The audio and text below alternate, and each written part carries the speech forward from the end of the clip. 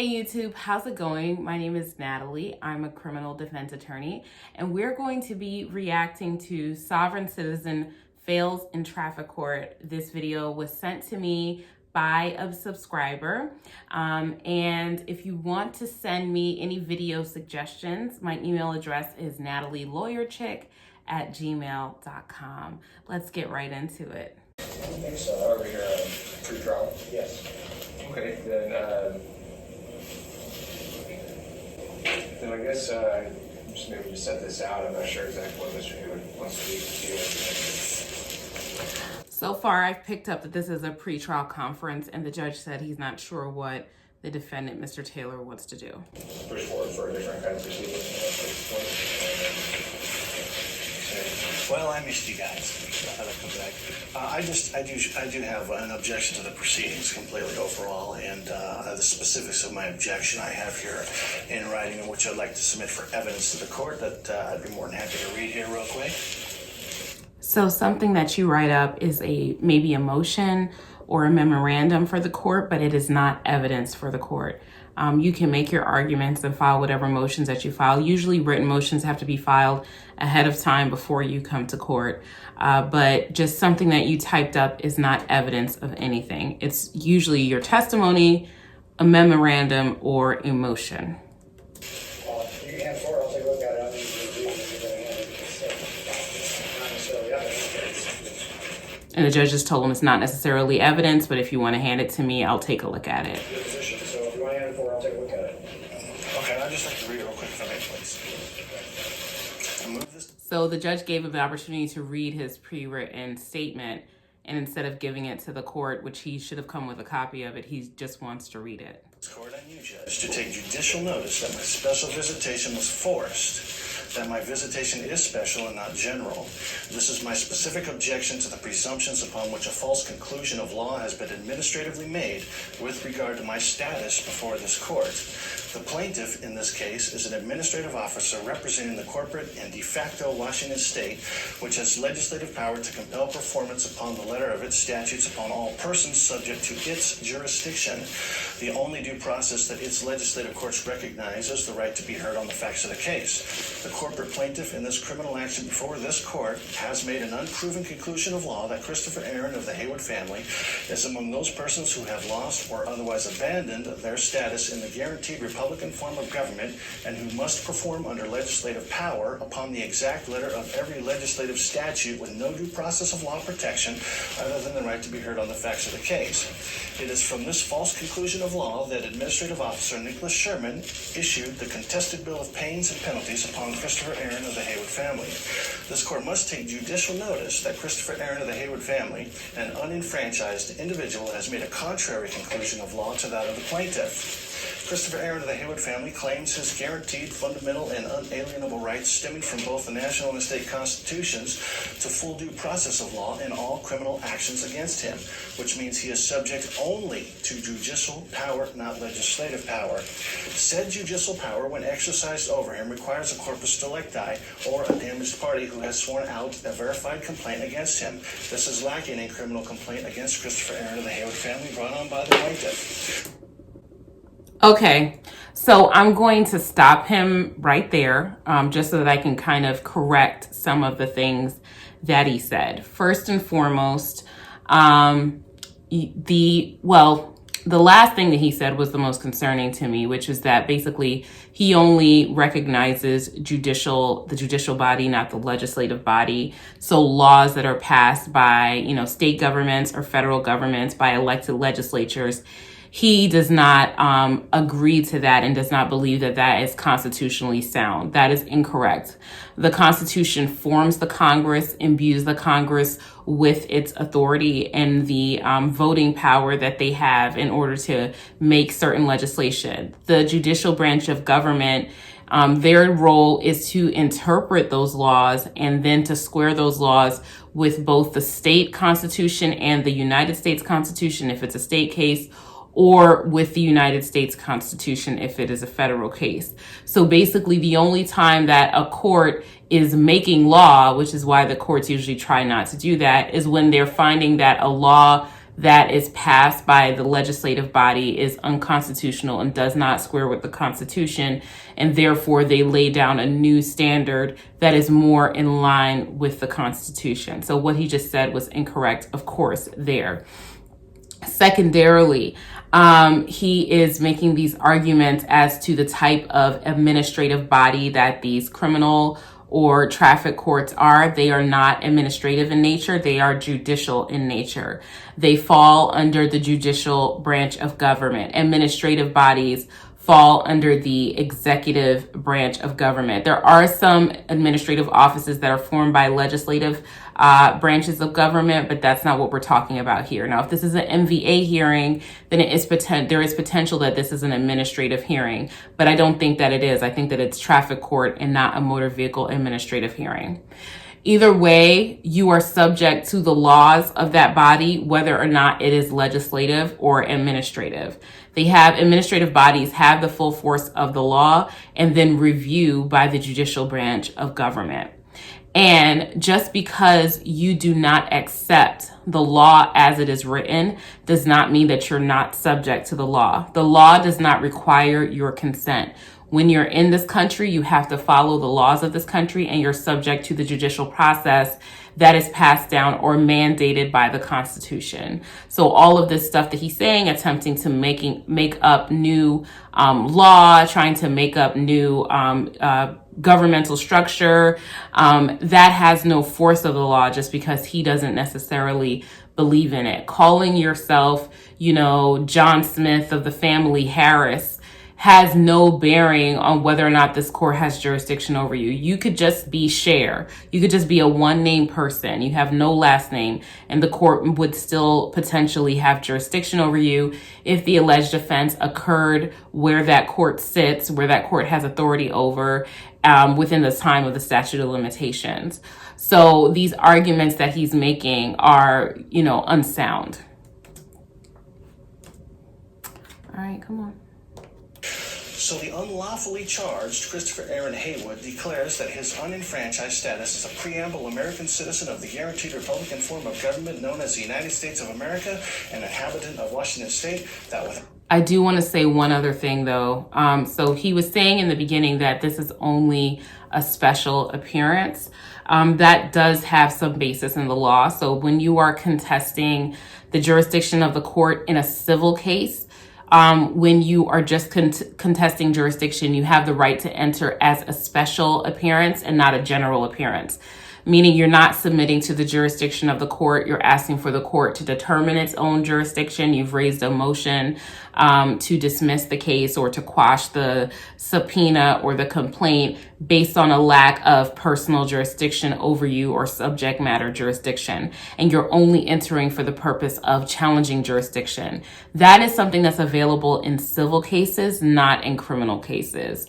So in criminal cases, you can raise jurisdiction at any time. So there's no need to make a special appearance. In a civil case, you can only raise jurisdiction if you raise it before they have started to take testimony on the facts, started the discovery process, so on and so forth. It's a peremptory type of appearance, but that's not needed in a criminal case because your rights are so protected as a defendant in a criminal case. And yes, traffic cases are criminal cases, right? And because your rights are so protected there, you can raise the issue of jurisdiction at any time. Jurisdiction is never waived. He could be in the middle of trial and raise the issue of jurisdiction. So the term special appearance does not apply to the situation that he's in. Without corpus delicti, no court, judicial, or legislative tribunal has a criminal jurisdiction over his personal property.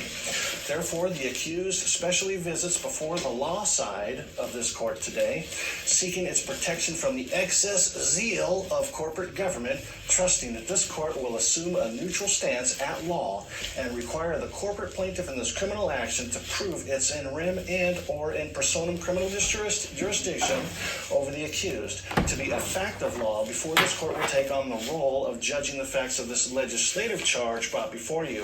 Your solemn oath of office compels nothing less from you, Judge. Therefore, I move to dismiss this case. He's moving for a lack of personal jurisdiction, or subject matter in rem and in personam jurisdiction, but he has not stated a basis or a legally recognized basis by which to challenge personal jurisdiction. He's basically saying that, this is a corporation. I haven't contracted to do business with this corporation. That's not true. That's a falsity. That's not true. And therefore, they don't have jurisdiction over me. It's not a corporation. It's a either municipality, county, city, state, or federal government court. So that's not the case at all. And you don't need to contract with a state or a city or a municipality or a county in order to be subject to their jurisdiction. You simply have to be within the confines of that location in order for that court to have jurisdiction over you. A valid legal argument would have been, I was not in such and such state at the time that this alleged offense occurred. Or this is a bankruptcy court and you don't have the authority to hear a traffic matter, right? That's a ridiculous hypothetical. That would never happen, but it's just to explain to you what subject matter jurisdiction is. The court has to be authorized to hear the issue of that, or say that it's like this court only does foreclosures and, landlord tenant issues. And they're also trying to hear this traffic court case. They don't have the authority to hear this traffic court case, right? So that would be subject matter jurisdiction. He didn't raise any of those factual allegations. And so his argument that this court has no jurisdiction over him lacks a factual foundation and therefore is invalid.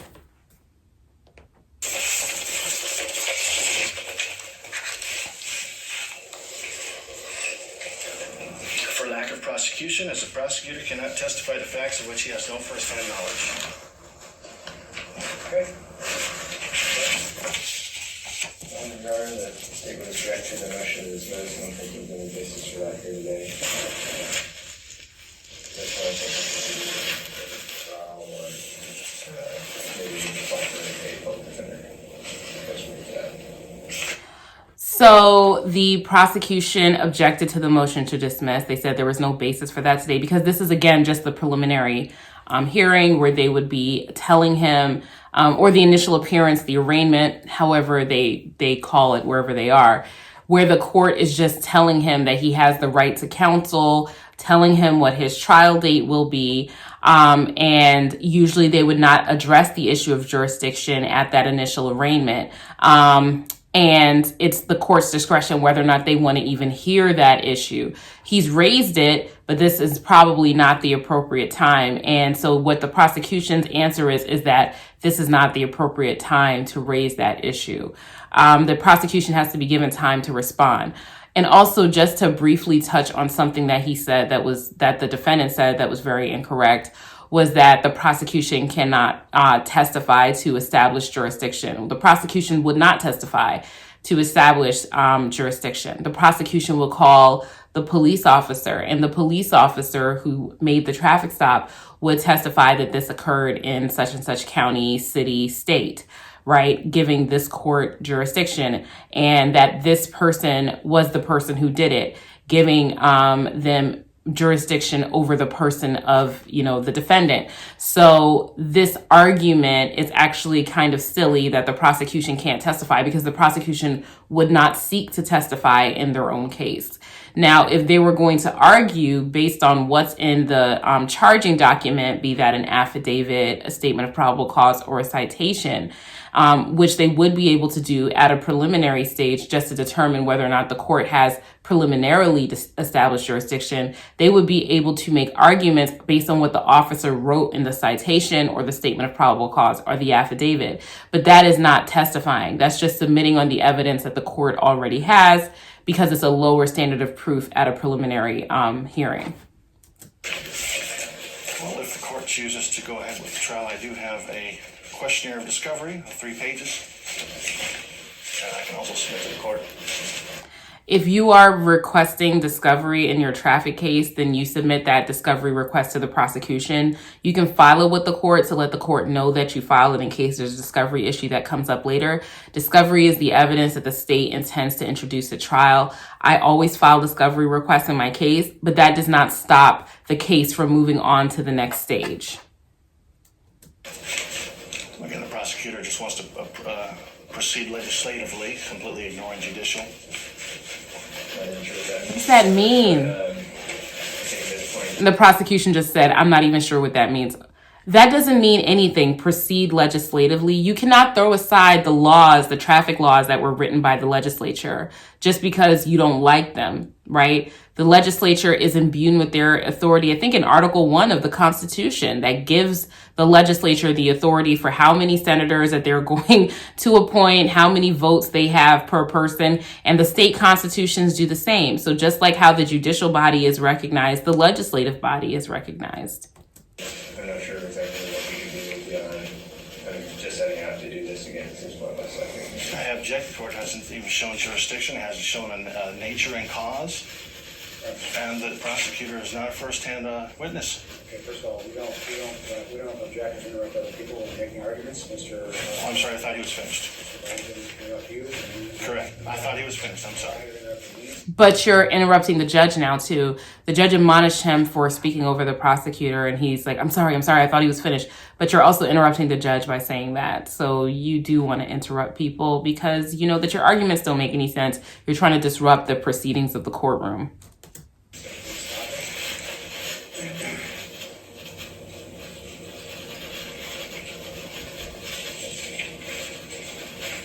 Your Honor, as I was saying, I think at this point we need to either allow Mr. Haywood to screen for a public defender, maybe someone that could help them through this process, if he's amenable to that.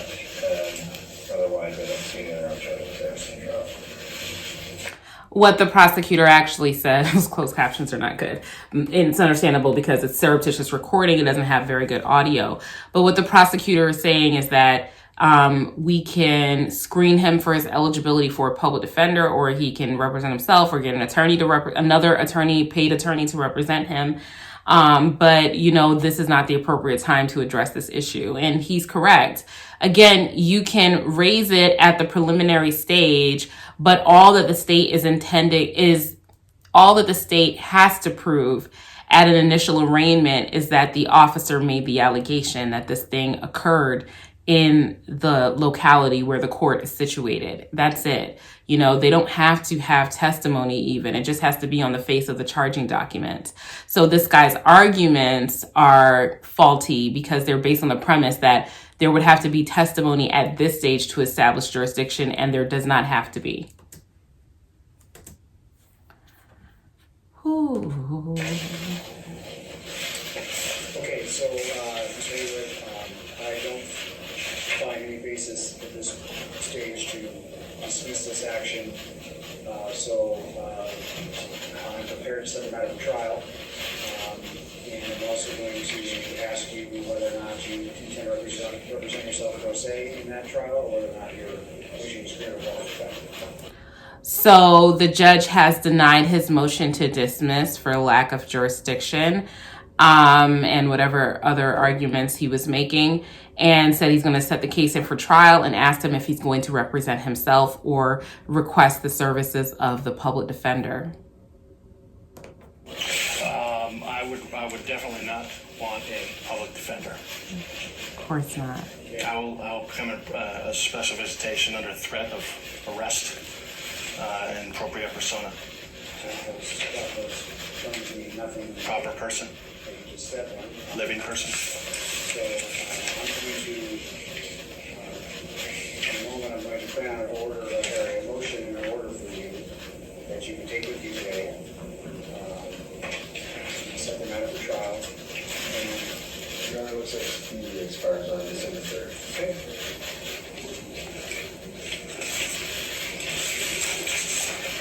Your Honor, I'm willing to allow the prosecution more time if they need to answer all these discovery questions. They might need it. They didn't ask for more time. They asked to set the case in for trial. They didn't ask for more time to answer your little silly discovery questions. And it's not discovery questions. You make a request for discovery. You say the items that you want in discovery. It could be an omnibus motion, meaning that you're requesting basically everything that the prosecution has or could possibly have. Or you can ask for specific things. When you ask questions, that's in civil cases, and those are called interrogatories.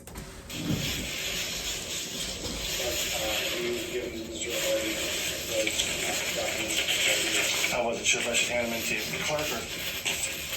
Yes, discovery. He really thinks he's doing something.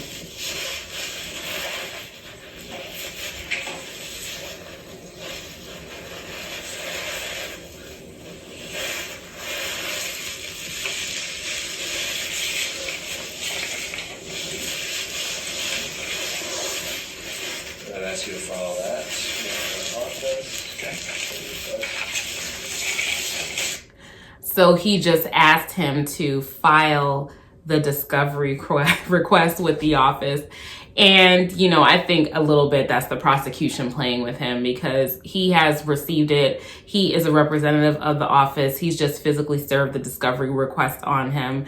And so he doesn't really have to file it with the office. What he should do is file his discovery request in the court, and then the court can serve a timestamp copy onto the prosecution, and that way they can never say that they did not receive the request for the discovery. But that's just a little practice tip.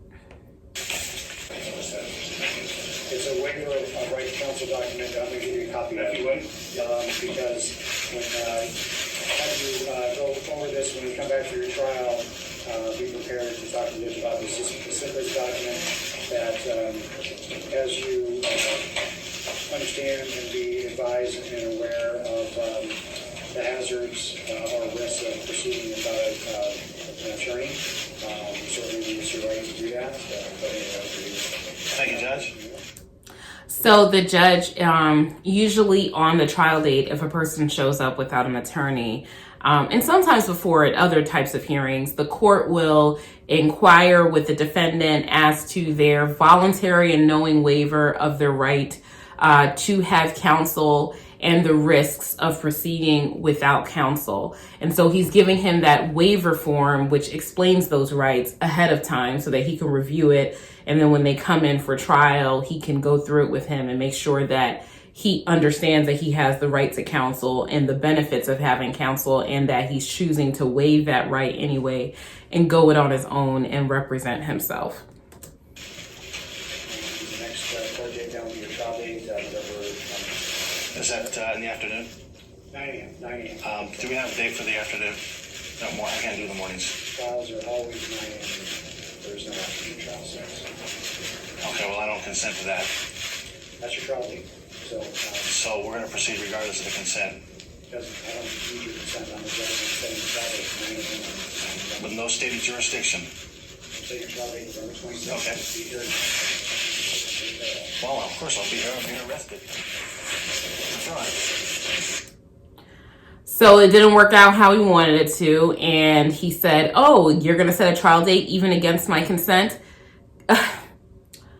The judicial system, the criminal justice system, you know, is inherently coercive to everyone, whether you follow the laws or not. The ultimate penalty for failing to follow the rules of the court, follow the rules of the road, follow the criminal code rules of your various states and federal laws is jail time, right? That's the ultimate punishment, or for murder in some states, death, you know? But the coercive nature of court is inherent. So your consent is not needed, right? So everything is being done without your consent. As you know, counsel, everything the court orders me to do is, you know, without my consent. You know, you of course don't choose to be there. You'd rather drive around without a license, not register your vehicle. Everyone would love to be able to just get away with that and do whatever they want. But no, you can't, because that's how our society is set up. It's inherently coercive. So whenever people are being arrested and they say things like, I don't consent to this arrest, I don't consent to this court date, it doesn't matter. Your consent is not needed. And there are situations in which your consent is needed, like to search your vehicle or to search your home without a warrant, right? And I did do a video where I explained where, you know, how to act in a traffic stop, how to know when you have to give consent or not, you know, giving a statement, those type of things. But when a court is ordering you to do something, when a court is setting a date, there's no discretion there. There's no consent there. It is inherently coercive.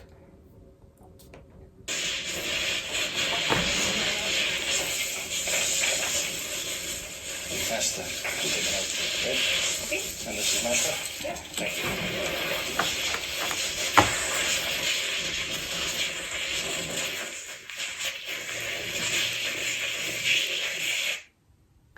I want to see what his reasoning is. I just laid a stack of bricks on my side, law side, of the scales, pointing out multiple problems with the prosecutor in the case. No, you didn't. The prosecutor only had one marble for his side of the scale, and he wins. LOL, it was just a pretrial, no big deal. Well, yes, it was just a pretrial, and that's why they don't have to prove with testimony that they have jurisdiction over you. All they have to do is make a prima facie showing on the charging document that this thing happened in the place, you know, where it allegedly occurred, and that you are the person who allegedly committed the traffic offense. And here's the issue with trying to go these things alone. Say, for example, that they didn't put his correct name in there, or that he is not the person that is named on the charging document.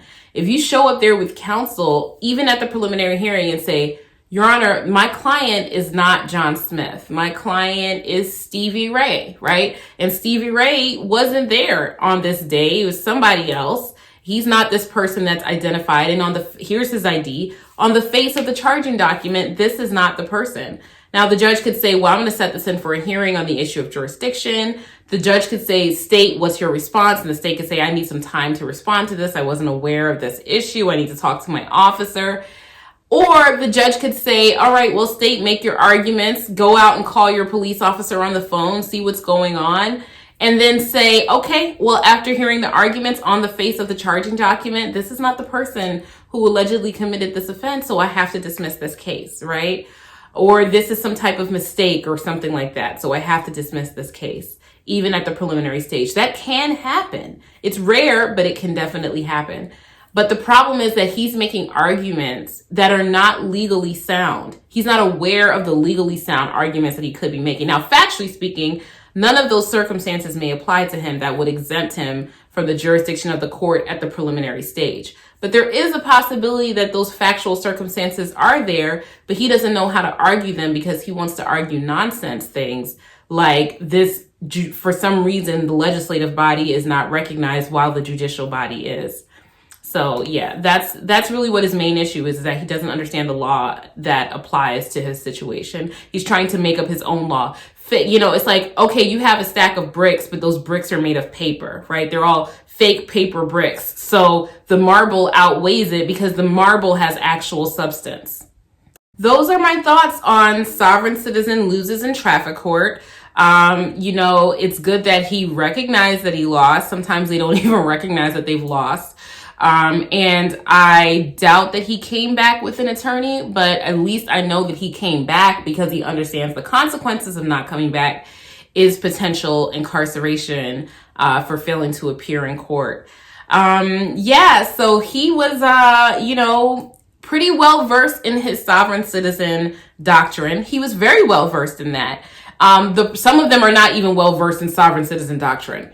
But sovereign citizen doctrine is not the law. That's not the law that's accepted in the United States or any state or territory of the United States. And so, you know, it's just like being well versed in Lord of the Rings and then trying to come in and, you know, talk about like Frodo and them when you're in court. It's fantasy, you know, very good fantasy, by the way, very rich fantasy. I love Lord of the Rings, but it's fantasy and it has no application to an actual court of law. Let me know what you guys think in the comment section down below, and I'll talk to you later. Bye.